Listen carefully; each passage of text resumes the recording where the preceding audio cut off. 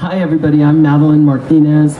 I'm the executive director of the Oregon affiliate to National NORML. I'm on the board of NORML, and I'm also the owner and founder of the world famous Cannabis Cafe. I don't know if you've heard about it, but it got a lot of news coverage, which was really exciting. But in our state, we have a new progressive measure on the ballot, and it's Measure 74. And John Sajo back there, I just want to congratulate you for getting it on the ballot, John. You worked hard, yeah.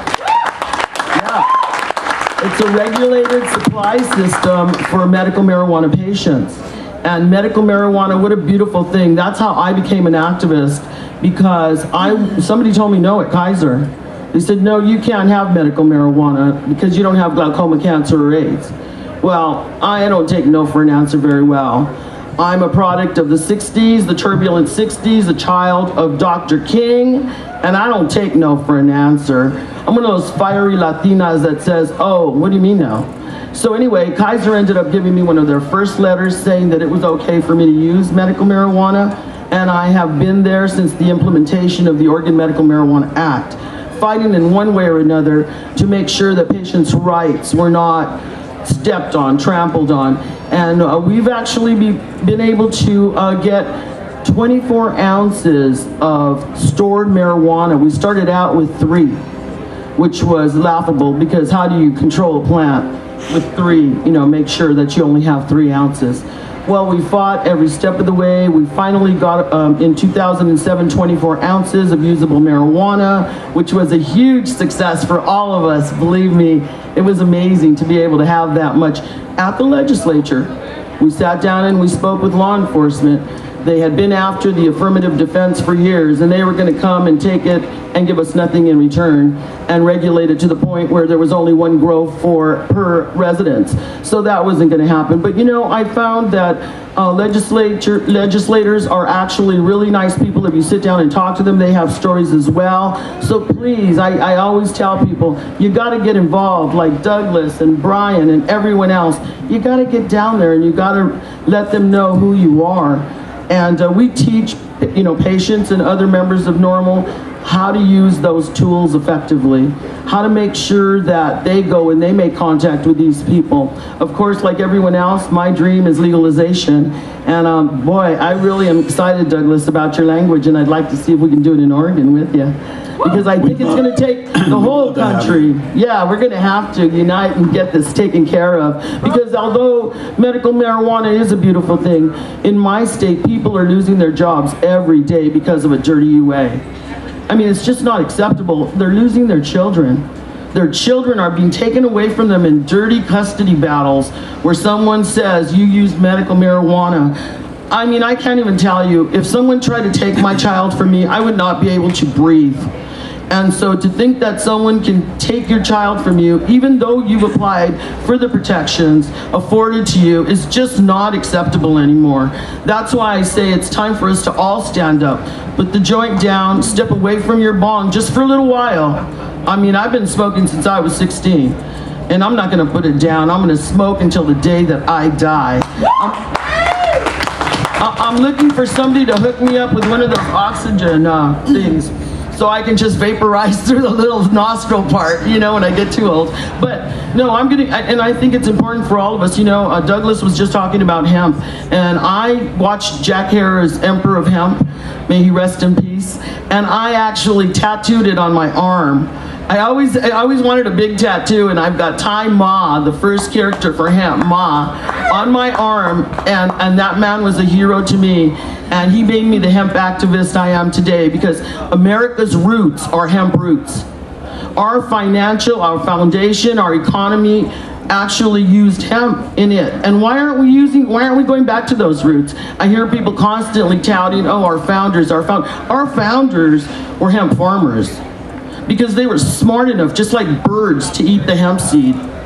When you think about it, birds are more intelligent than our congresspeople, than our own government. They'll eat those hemp seeds first, and we need to make that clear to our Congress. We need to make that clear to President Obama. We have hemp fuel. No other Americans should go die for a foreign fuel. We can grow it in our country. the residue from that fuel, once it's pressed, is hemp flour rich in the omegas. I mean, we all fight for this, and we must continue to move forward. In our state, we're lucky enough that our Senator Floyd Przonski actually passed legislation where hemp is now something that's acceptable. It's the law in the state of Oregon, but of course, those pesky feds, we're waiting for their approval, as always, with everything. And that's why I think Douglas's approach to marijuana, may I ask you, I'm just going to ask this publicly because I've asked other people as an attorney, if we legalize marijuana, isn't hemp then legal? In some states, yes, and in some states, no.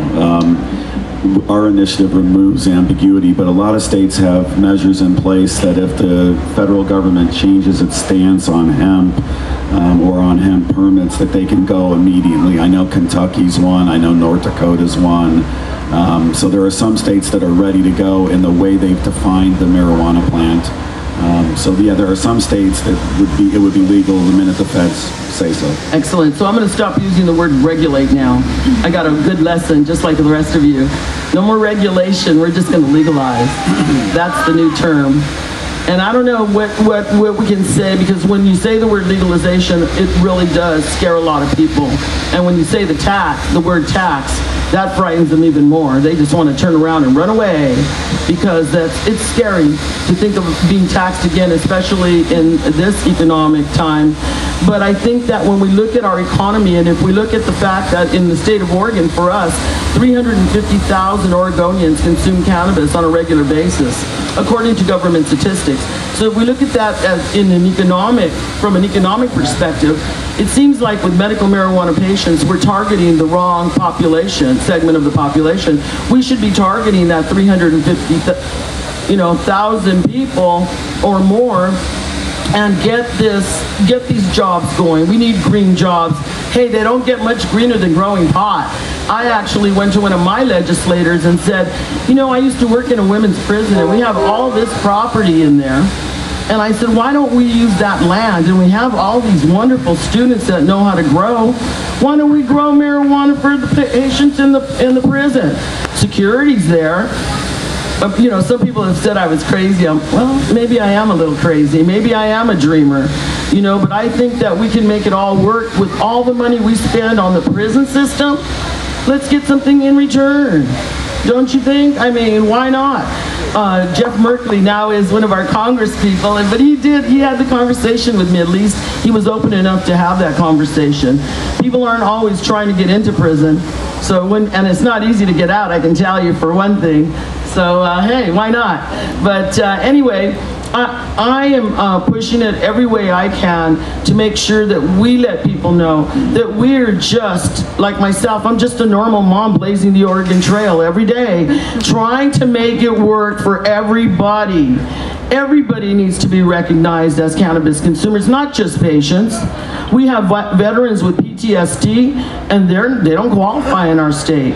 And it's a shame when you look at those people going and risking their lives for us, and we cannot even afford a medical marijuana. That's what we all fight for, the people that can't have it. Those of us who are lucky enough, should I say, degenerative disc and joint disease. I don't know if you want to count that as lucky, but I get to have a medical marijuana card. But what about the veterans that don't? What about the lady who lost her children? So we must legalize as soon as possible. Please join NORML. Thank you.